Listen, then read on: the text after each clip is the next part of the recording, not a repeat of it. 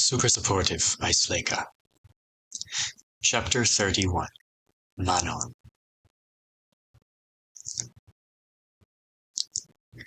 Joe spent the next 10 minutes exclaiming over the man Alden had rescued and the cases of supplies he'd brought. He divided his time pretty equally between them, so it was hard to tell which he was happier to have returned to him. Alden didn't want the professor to think up any additional errands, so as soon as it was possible he made his escape and left the Seminary behind. He walked across the dark campus, enjoying the strange night sounds of another world and relishing in the first real freedom he'd had all day. The only thing left on his task list was his sleep curfew, and that was one assignment he was looking forward to completing. I don't even know where I'm supposed to sleep, though. At lunch, the other humans had mentioned dorms, but Alden had no idea where they were. System, can I get one of those carts, and a shower, and a bed? He wondered if it would just give him a map and tell him to walk there himself, since he was no longer on duty.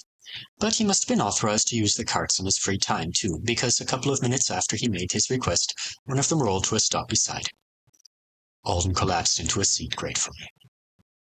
He had a lot he needed to think about, and almost no energy left to do it with. There was a ton of stuff to unpack from the trip to Moon Thag, and he was sure he could come up with a few dozen questions just about the last teleportation cycle. If every day here is as long as this one has been, I'm going to be a wreck in no time. And that reminded him he finally had time to call his friends and let them know he was alive. System, I want to place a video call to Bo Lupescu in Chicago, Illinois. Video, audio, and texting from here all cost the same absurdly high price, so why not? The connection fee was 500 Argold, plus 3 every minute. Alden couldn't decide if it was fair or a total scam. On the one hand, he was instantaneously communicating across dimensions. On the other, holy crap. Even if he only talked for a second, this call was going to cost more than a month's rent on the house. He accepted the price, marveling at the fact that he had enough money not to second-guess the decision, and around a minute later, Bo answered. Unlike the larger circular image he'd gotten when he received a video call from Keiko Velra, the picture he had of Bo was a normal cell phone camera image. Bo was sitting up in bed. Behind him, a large gap in the blinds showed the half-lit windows of a neighboring building. Shit, I woke you up, said Alden. Do you mind talking right now? Bo rolled his eyes. Gee, no. I'm far too busy to accept a call from my friend who disappeared in his death lab coat hours ago and hasn't been heard from since. Try again later. Sorry, it's been crazy, but I should have called before this. It's fine. Bo climbed out of bed and walked over to flip the light switch by the door. You look like you're in one piece. I am glad. Thanks, said Alden. And yeah, I'm okay. I'm on a university campus, watching amateur wizards take exams. It's not too dangerous. Going to be here for 12 days. Well, 11 now. His friend raised an eyebrow. That's a long assignment to get out of the blue. How do you want me to handle your aunt? I'd like to keep her in the dark, until I can talk to her in person. But you'll have to do more work to make her think we've just been missing each other in passing. He gave Bo an apologetic look. Do you mind occasionally stopping by my place and making it look like I'm still there? He knew his friend would say yes, but he felt a little guilty for asking. I can do it. If some of your stuff is missing when you get back, consider it my service fee. Alden nodded. And make sure Victor's bowl is full. Got it. Lie to your aunt, feed your cat. Tell everyone at school you're seriously ill? Ugh, right, school. It was amazing how a few days could make a school feel like a foreign concept. They might call Connie after a few unexplained absences. Bo had just grabbed Alden's own cell phone from the top of his dresser. Jeremy and I can figure something out. He's absolutely losing his mind, by the way. Like, it's bad enough that I'm texting him right now because there's no chance he's sleeping.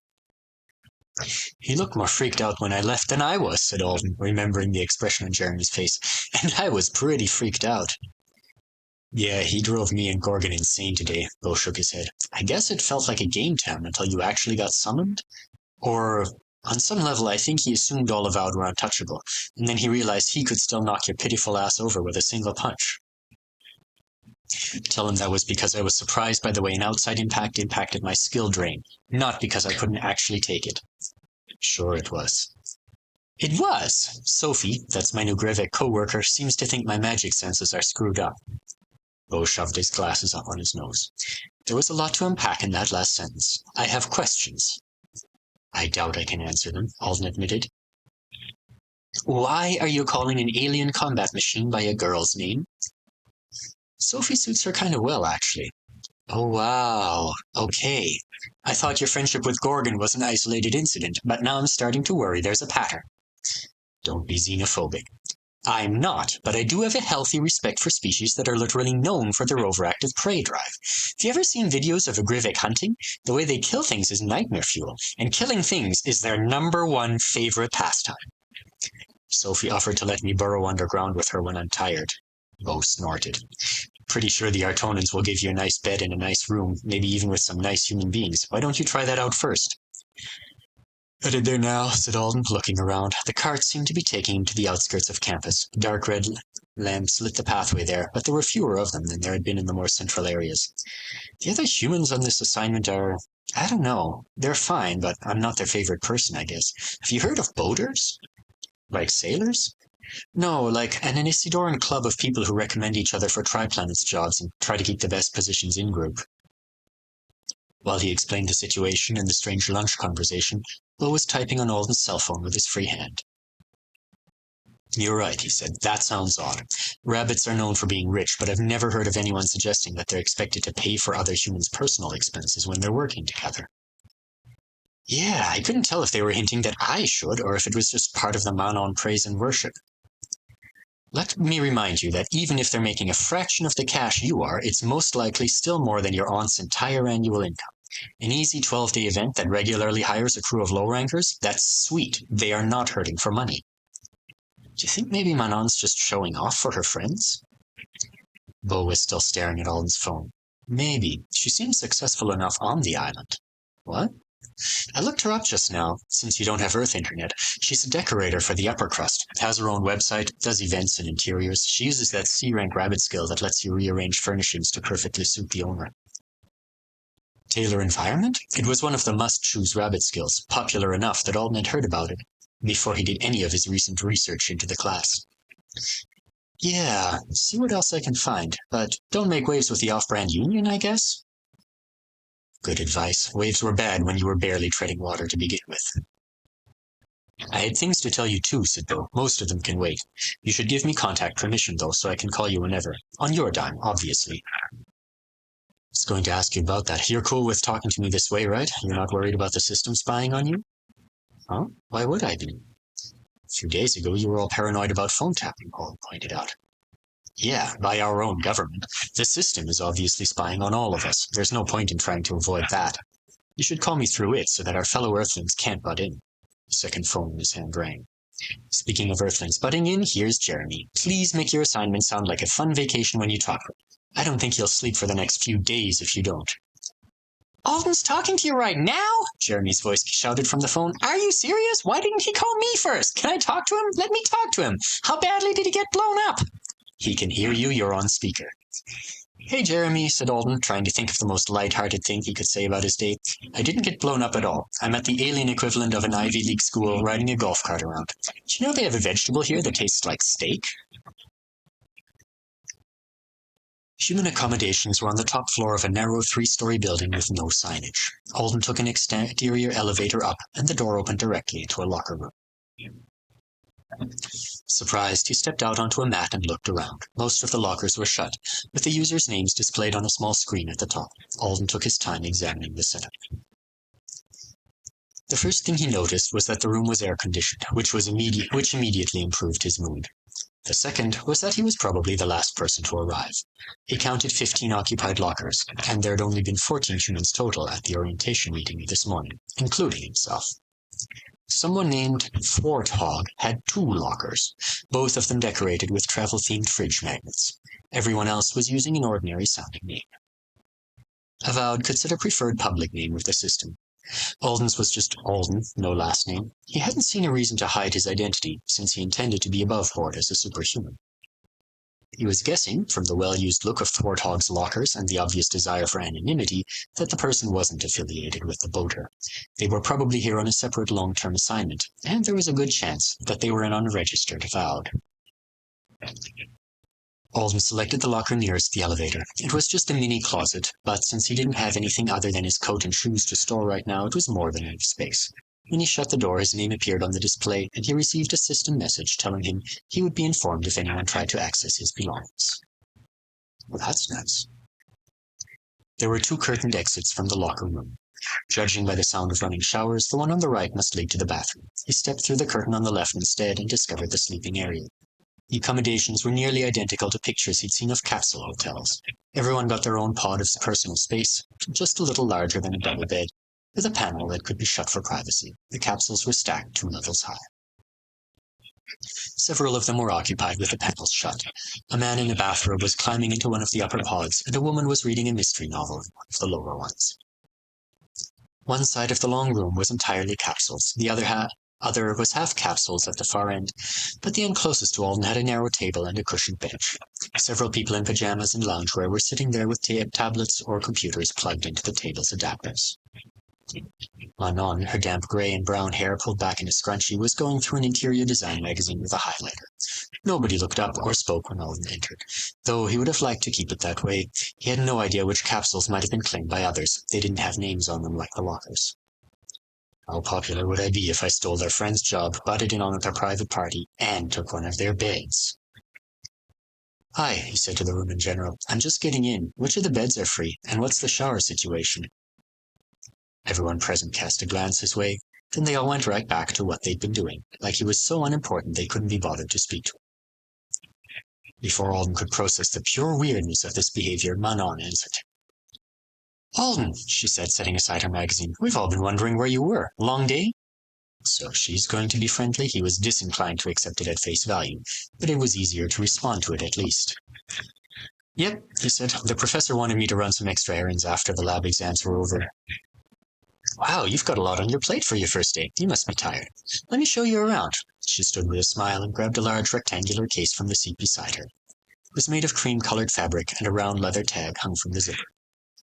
This is yours. She stepped out from behind the table and held the case out to him. It was on the floor in the locker room when I arrived, and I didn't want it to get stomped. Lots of traffic in and out of the elevator. Alden took the fabric case and saw that his name was stamped on the tag. This must be the human necessities package T-Qual had promised him right after he was summoned. Thanks, he said to Manon. I'm looking forward to having clean clothes. I'm sure, she said. I've been caught off-footed by a summons quite a few times over the years. Hazard of the rabid lifestyle. When I wasn't much older than you, I ended up arriving at a posting with nothing but a swimsuit and a bottle of tanning oil. She laughed. It was only a table-arranging assignment, but it was still embarrassing to be walking around laying out candles and dinnerware in a bikini. She had a warm laugh and an easy smile. She was wearing bunny bedroom slippers, and if Alden had met this woman before he met her friends, he would have felt at ease around her. Manon led him to the pods at the far end of the room. These 4 are unclaimed, she said, pointing. Then she leaned toward him and whispered, To be completely honest with you, it's because of the neighborhood. She gestured at the last sleeping capsule in the line. The bottom one was shut tight, and a sticker that said, Get off my lawn, was pasted to the privacy panel. Vortog, Alden guessed. She's not too much trouble. The creases around Manon's dark eyes deepened in concern. She was here last year as well, so she must be a regular employee for one of the faculty. We've only spotted her a few times in the past, and she doesn't seem to want to interact, thankfully. But if you feel uncomfortable around an unregistered, I could swap spots with you? Alden wondered if the offer was serious, or if she just thought it was a polite thing to say. After all, what did it matter if he was here or a few capsules over? They were all sharing the same room. It's fine, he said. Well, if you see a woman walking around in a fencing mask, it's best to ignore her and let her ignore you. A fencing mask? Similar to one, at least. We can't see her face through it, she sighed. It's concerning, but what can we do? After that, Manon filled him in on shower etiquette, no more than 15 minutes per person in the evenings, 10 in the mornings, and left him to his own devices. Alden carried his goodie bag back to his locker and opened it, both curious and nervous to see what supplies he'd have to work with for the next several days. He was fairly horrified to discover a bunch of black turtlenecks and matching black pants. The pants had a stretchy waist that looked like overly voluminous joggers. They'd be comfortable if nothing else. But a turtleneck? I'll sweat to death. The fabric felt like cotton, but it had a sheen to it. Maybe it's cooler than it looks. There was a device in one corner of the locker room that vaguely resembled a washing machine. If the turtlenecks didn't work out, he guessed he could just do laundry every night. He'd also been given a brown garment that he thought was a bathrobe. Or maybe pajamas. He wasn't sure. It looked like a long pillowcase with holes cut out for his head and arms, and though it was a nice soft pillowcase, he didn't think it was something he was supposed to wear to work. Totally normal human briefs had been provided. They were still in the plastic packaging, and at the sight of them he felt a love for his fellow man. He did wonder why the Artonans were willing to provide underwear from Earth but nothing else. A toothbrush would have been nice, but instead he got gum. And not even sticks of gum, but a single blue disc, pressed in a little mantle canister with a picture of an alien molar on the cap. The system helpfully translated the writing on the bottom, and Olden discovered that the gum was reusable, which reminded him of that one creepy kid in elementary school who would eat old pieces off the bottom of desks. For deodorant, there was a tube with a rollerball applicator full of some kind of cream, and there was a straight razor that looked like a miniature butcher's knife with a sharp hook on the end. Alden didn't necessarily have to shave, and he decided that if the mood struck him, he'd only do it with the lab coat on. Maybe the extra dexterity would keep him from chopping his own nose off, or accidentally piercing it with the awkwardly placed hook. The last thing in the case was a bottle of multivitamins. That was probably a good thing. He didn't know the nutritional content of the food here, but considering how much of his diet had been made up of unwanted fruit juice today, he doubted it was balanced. He took a pair of pants and his super stylish pillowcase robe with him to the bathroom. When he opened the curtain, he almost walked right into the stocky, angry guy from the medical team.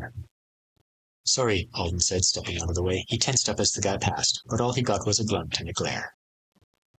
Could have been worse. The bathroom was far less communal than he'd feared. Toilets were hidden away in their own individual closets, and though there were only 4 shower stalls, they were spacious and private. The showers were more of an adventure than he would have liked, though. They had a wash cycle, during which soapy water the temperature of the sun blasted him from every angle, followed by a cold water rinse cycle. And then a bonus moisturizer cycle, which was just odd. It misted him from head to toe with something herbal and oily before he realized what was happening and that he needed to escape. He managed to towel most of the stuff off, and it was good to be clean, even if he did smell like alien body spray. By the time he was done, the bathroom was empty, and he could briefly pretend that he had the whole place to himself. He checked out the rest of the space, discovering that one of the toilet closets was actually a storage closet. Manon's cooler was there, alongside cases of drinks and bags of snacks. There were also some cleaning supplies and an unloved Wevy dispenser, gathering dust. Alden debated the morality of taking a granola bar from the boater and decided that they owed it to him for making his lunchtime unnecessarily hostile. It was good granola bar, too. Lots of dark chocolate chips. With 15 minutes remaining until the system sent him to a sleep capsule like a naughty toddler, he finally left the bedroom. He'd been hoping to be the last one up so that he wouldn't have to chat again, but Manon was still at the table. She'd set aside her magazine, and now she was filing her nails. Night, said Alden, striding past her with purpose. Just a sec, hon, said Manon. I wanted to talk to you without everyone listening in. And if you're going to be as busy as you were today, there won't be many opportunities. Alden glanced pointedly at the capsules. They weren't far away. Soundproof, said Manon, for a restful night's sleep. Of course, said Alden. Manon glanced up. I won't beat around the bush. Everyone was at their worst when you arrived, Carl in particular. Alden assumed Carl was the angry one. But that's no excuse, Manon continued, looking back down at her nails. You're just a kid, and it's always better to keep things friendly and professional on a job, so don't worry about it. I had a talk with everyone for you. They won't bother you anymore, or ask you to chip in to cover Pineda's lost salary. It took Alden several long seconds to process what she'd said, and several more to rein in his surprise. Was that what all the talk about money was leading up to earlier? Did the members of the boater think that he should give them the money he was getting for being on the medical team? They hadn't actually gotten around to suggesting anything like that, and Alden didn't think he was so bad at picking up context clues that he would have missed strong hints in that direction. Maybe... I told them I'd cover Pineda, Manon said with a soft smile. It's my responsibility as the founding member of the boater anyway. Oh, said Alden, still off-footed. Okay. Maybe they usually split money from jobs with members who weren't summoned, or something like that? So don't worry about it anymore, he said, and if anyone gives you a hard time, come straight to me, all right? She's so nice, said Alden. But wasn't she a little too nice? No, he hated thinking that way. Some people were kind when they didn't need to be. He really did believe that, and it was a dick move to assume that someone's positive qualities were fake when you didn't have any proof. If something's off, I'll figure it out tomorrow, when I'm not so tired and paranoid. Thanks, he said. I'll do that. She grabbed her magazines and headed for his sleeping capsule. Good night, Alden, she said. See you bright and early. Help yourself to any of the snacks in the storage area if you want. They're for everyone. She climbed into a top bunk and disappeared. Alden went and fetched himself another granola bar, then headed to his own castle. The short ceiling was a little claustrophobic, but the bed was comfortable. There was a reading lamp that pulled out from the wall and a small shelf. The sleeping pills were in a little storage cubby. He didn't need one. Almost as soon as he settled under the crisp, clean sheets and put his head down, he was asleep.